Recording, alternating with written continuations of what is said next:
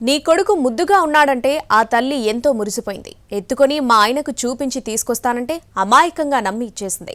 తీరా తీసుకెళ్లిన ఆ మహిళ తిరిగి రాకపోవడంతో తల్లి కంగుతింది. అసలు గుంటూరు జీజీహెచ్లో ఏం జరిగింది? Let's watch.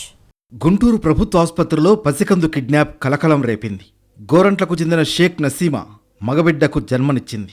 సోమవారం మధ్యాహ్నం జీజీహెచ్కు చేరుకున్న ఓ గుర్తు తెలియని మహిళ బిడ్డ బావున్నాడు అంటూ చేతిలోకి తీసుకుని పరారైంది. ఒక్కసారిగా కంగుతిన్న తల్లి నసీమా వెంటనే ఆసుపత్రి అధికారులకు ఫిర్యాదు చేసింది.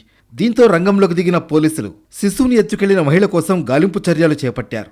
చుట్టుపక్కల ఉన్న సీసీ ఫుటేజ్ ను పరిశీలించారు. మాంగళ్య షాపింగ్ మాల్ లో దసరా స్పాట్ గిఫ్ట్ పక్కా. ప్రతి 1000 రూపాయల కొనుగోలుపై ఖచ్చితమైన స్పాట్ గిఫ్ట్. ఈ ఆఫర్ అక్టోబర్ 1 నుండి 11 వరకు మాత్రమే. మాంగళ్య షాపింగ్ మాల్, తెలంగాణ. గంటల వ్యవధిలోనే శిశువు కిడ్నాప్ కేసును ఛేదించారు పోలీసులు. పల్నాడు జిల్లా క్రోసూరు దగ్గర కిడ్నాపర్లను గుర్తించారు. శిశువును క్షేమంగా తల్లి ఒడికి చేర్చారు. నిందితులను క్రోసూరుకు చెందిన శిరీష, ఆమె భర్త ప్రేమ్ కుమార్ గా గుర్తించారు. గుంటూరు ప్రభుత్వ ఆసుపత్రికి శిశువులను ఎత్తుకెళ్లేందుకు ఒక ముఠా వచ్చినట్లు సీసీ కెమెరాల ఆధారంగా గుర్తించారు పోలీసులు. ముఠాలో ఓ మహిళ బాలింతరాల వేషంలో వచ్చి నసీమాతో మాటలు కలిపింది.